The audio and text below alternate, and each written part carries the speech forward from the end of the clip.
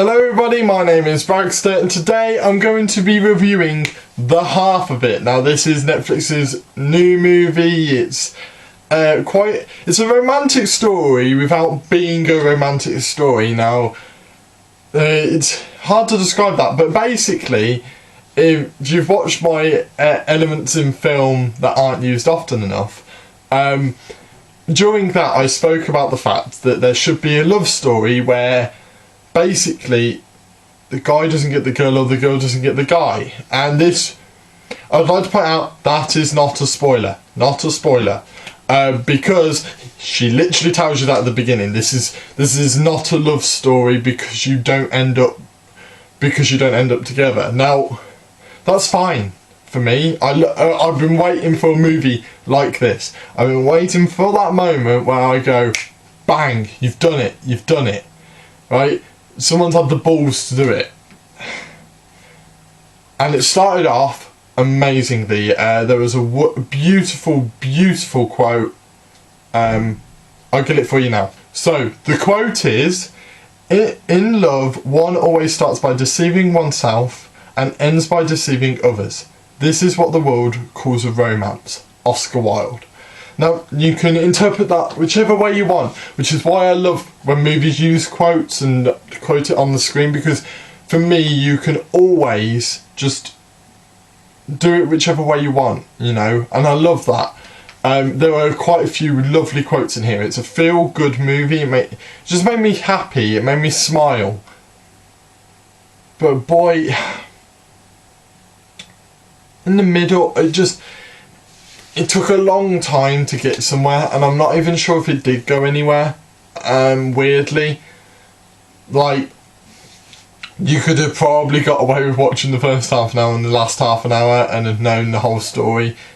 Yeah, it just fell a bit flat. You know, I was really excited for this. I loved the idea of the show, of the film. I really did enjoy the idea of it. I liked the way it was set out. I liked the fact that it wasn't technically a love story, but it was a love story.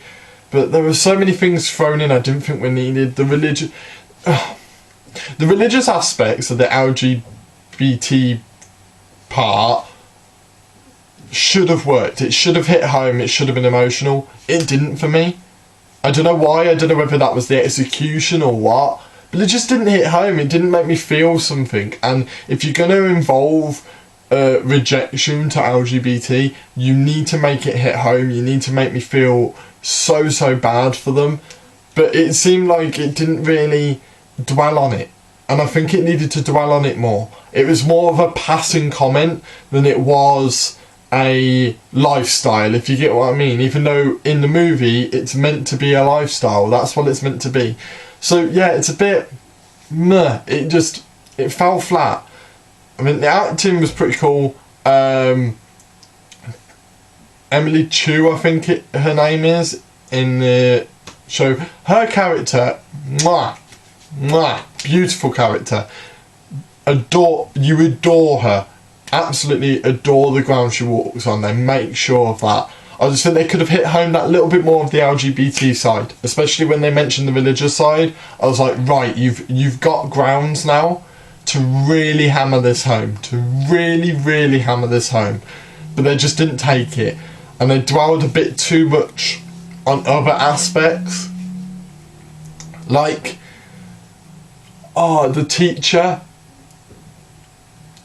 notices different about Emily. He really does notice it, really notices it, like, because, well, she's writing all of the essays for all of her students. The teacher's like, happy days, I get good grades, and doesn't report her. But she also notices other stuff. However, then when, like, they start writing these love letters, and the guy and Emily start working together to help him get with the other girl, it just, you know, the teacher's just a bit of a spoilt brat, is the best way to put it.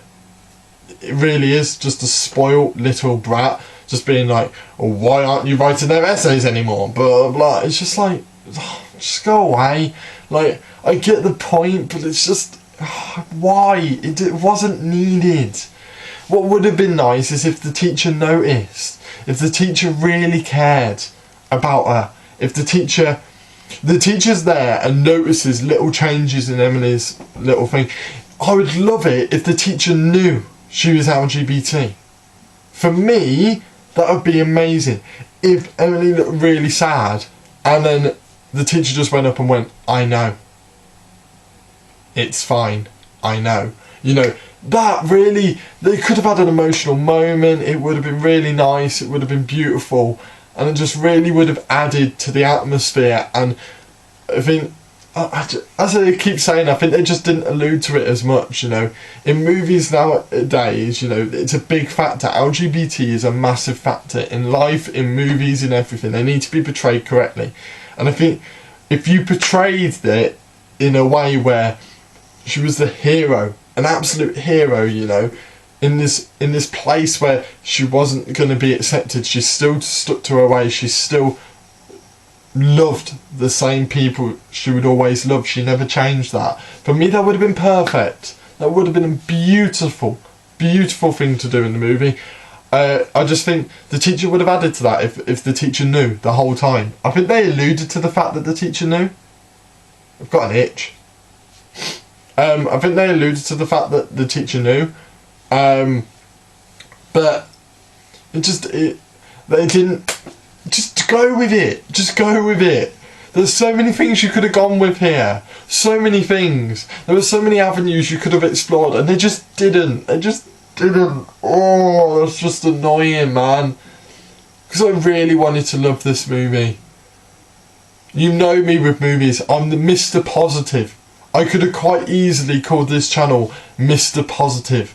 Like, because that's how I am.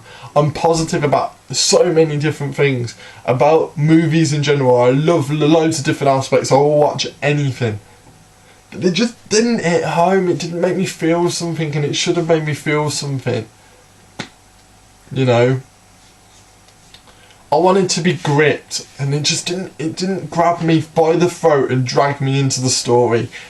And that was disappointing. The musical scene, I'm not going to spoil what happens, but when you watch it you'll know what happens. That musical scene, mwah, beautiful. It was beautiful. Glorious.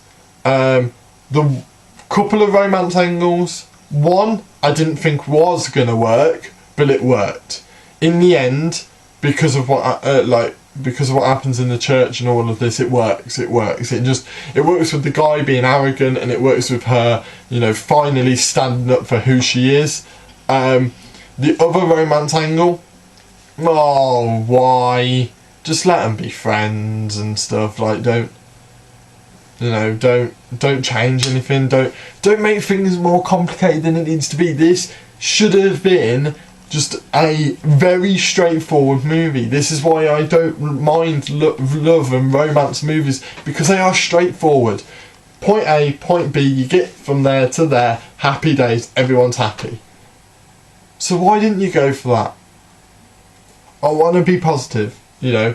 It set the scene, the quotes I love Emily's character. The dad being a bit stubborn I quite like, but you know, something clicks in him, you know.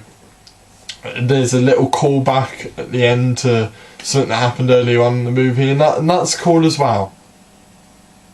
But it just ends, you know. It gets to the end and it's just like, oh, is that it? Like, I think the ending was meant to have a more impactful feel to it, but it didn't resonate with me. It really didn't. And I hate to be a Debbie Downer on it, but it just didn't resonate with me.